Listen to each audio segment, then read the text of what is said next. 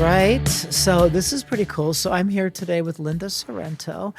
I've known Linda for a long time. Do you remember when we first met? Yes, you came to me to talk about green interiors and if I could speak on a panel. Do Was you that? remember that? Well, I feel like I met you before that when you You were with probably U.S. did. Green Building It was Council. part of that. And we were working with you in the new space, Yeah. right? Yeah. And so you were working with Max Zonizer Yes. at the time, Yes. right? On Uh-huh. that space.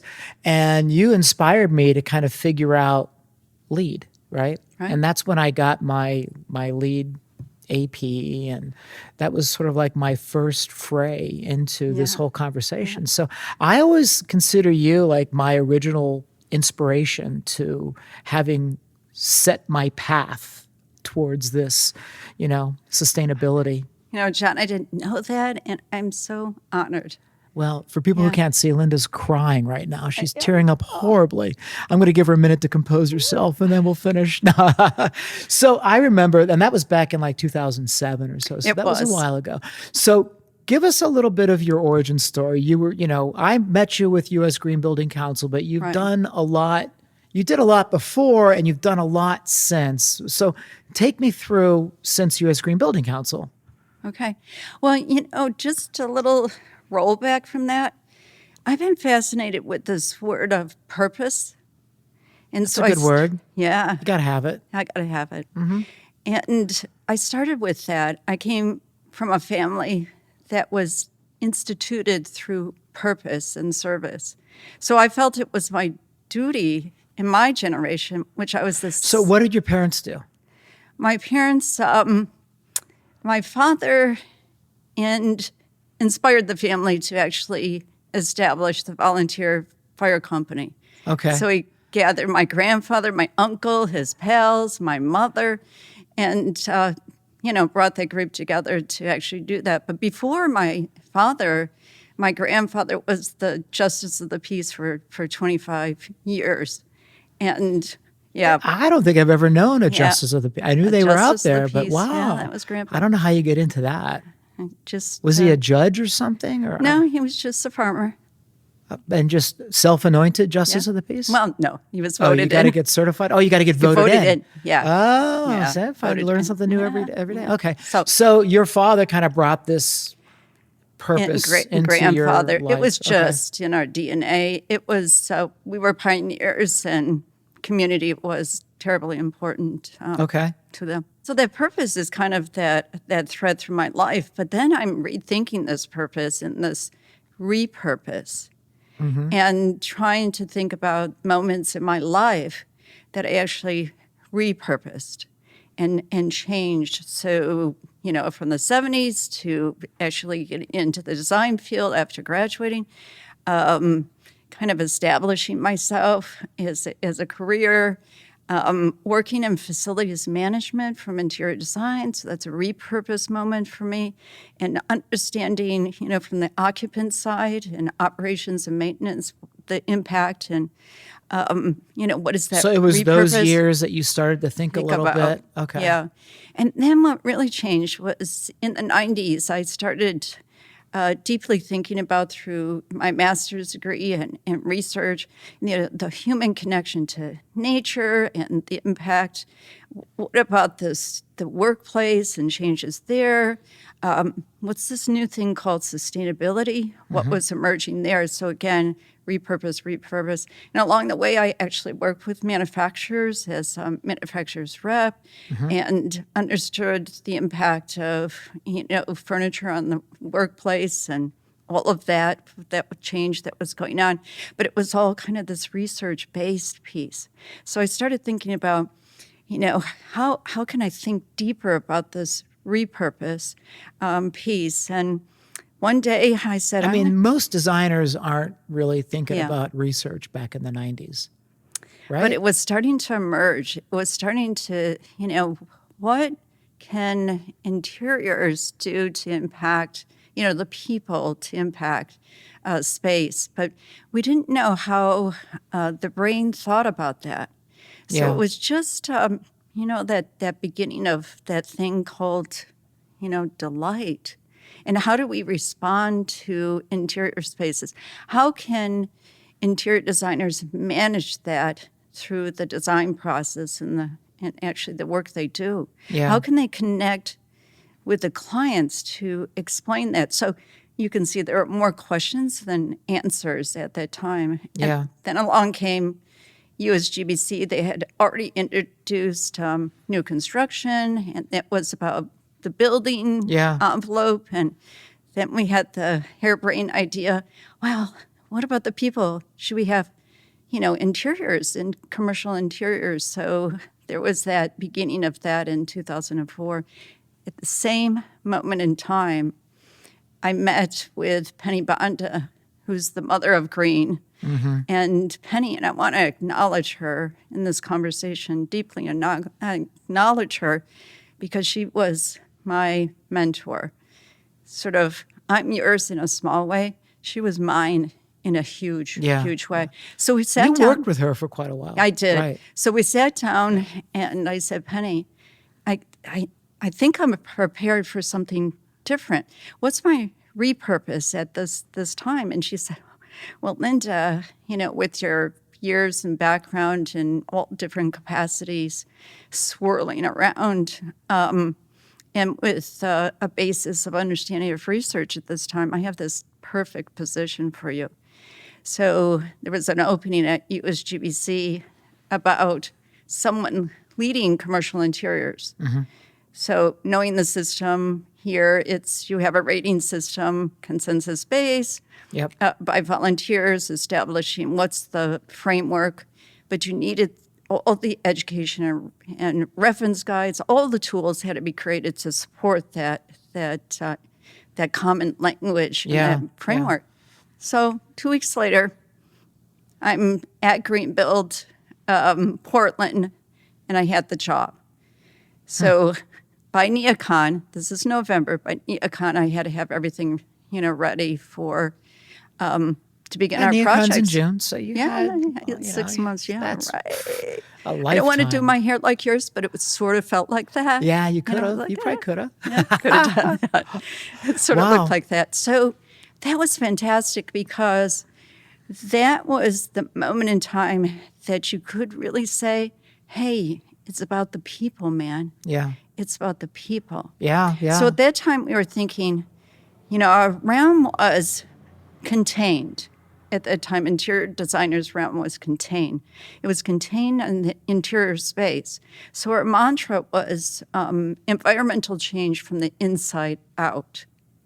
You say it's about the people, but really Lee didn't really dig in until That's it why became about the money. Came about the money. And Right. And other changes happened along the way that were excellent. But, we stomped around, our interiors folks stomped around and said, you just have to think of it in a different way. We cannot rely on the platform of the building envelope. Very important. That's our place. We were structured kind of like a hierarchy. And that structure still occurs. You have your land, you have your base building, and then there's the interiors. And so it was really up to us to protect that environment for the people. And so, that went along and it was attractive. And then pretty soon, yes, you're right, the change happened that there was a value statement around human health. And so then, of course, what was created surrounding the human health, but there was a separation. There was a separation of lead focusing on the buildings, environmental change, and focusing on the humans, human change. Yeah. But so how did they marry up? So I want to get you talking about, what I want to get you talking about. So this is all commercial driven, right? So and we know residential design needs to catch up. It's way behind commercial design. So quite a while ago, you wrote this new, not a standard, but probably a new, would you call it a design process? It was actually a practice guideline. A practice guideline called Regreen. Regreen. So talk to me a little bit about that. Describe that. What's Regreen? And why do you think we need to dust it off? Right. We had a hiccup. And the hiccup was that we had a huge missing component. We had, okay, the commercial space. It was a place to go at a point in time during your day. It was essentially the workplace that Yeah. we were there. And the hiccup was, what happens before and after the workplace, Right. right? If the workplace is so important. If the workplace is so important, but your day, your entire day is so important. So our hiccup was we had this idea that we could reinvent commercial interiors for a residential application. Well, that wasn't going to work because each family member, their community where they reside is different. And so we had to think of it in a different way. We couldn't put a stamp on a home. First and foremost, that's your private realm. Yeah. So we couldn't go in there and say, oh, yeah, you did couldn't, this right, you audit did this and- wrong, you did this and that. So we had to think of it in terms of how can we organize a large human realm in a scalable way Yeah. that had choice and flexibility written into it. So we came up with our education tool, which was REGREEN, Residential Remodeling Guidelines. And why didn't we, like, what happened? We didn't pick it up and run with it. Like, it was too big. it was too much. It was too Overwhelming. big. Too And that's big. what we struggle with today, isn't it? Yeah, Yeah, same thing. It is. What do you tell a young designer who wants to create the kind of impact or be a part of the kind of change that you were a part of in those Washington, D.C. protests? Yeah. And so, I hitched that bus from eastern part of New York State, and it was a $25 round trip. It wasn't so much about the protest. It was about my curiosity. It was also at the time influenced by John Lennon and Yoko Ono. And they had really were at the pinnacle of this exploration. And how do you think of things in a different way? I came from a family that was very protective, Right. and in a protective community, Yeah. knew everybody, to being in a place where I didn't know anybody. Yeah. And then sitting down and asking those questions in curiosity. It was also at the same time our profession was just forming. So it's curiosity. You had this war protest that drove that out of you. Now we have this climate crisis. Yeah. So maybe turn your curiosity, as a young designer, turn your curiosity towards this climate It's the crisis. same feeling. So at that time, we were starting to think about, we were thinking about climate change at that time. Yeah. It's funny that you say that because I asked Ken Wilson, a very similar question. Yeah. What would you tell a young designer that was, looking to do the kind of things that you've done? And he said, just remember that you're going to learn half of what you know Yes. from the firm that you're at. Yes. And then the other half of what you know, you need to commit to learn it yourself. Exactly. And, which is very similar to what you just said. Yeah, And he's speaking about curiosity as well. Yeah. So And exploration. Great minds. Invention. The invention is yours Yeah. to take, Yeah, for you. yeah. So at that time, and it's very similar again to what's going, what's happening now. You feel that you're alone in this decision that you're making. You're in a sea of, this confusion and the disconnection, and how do you reconnect?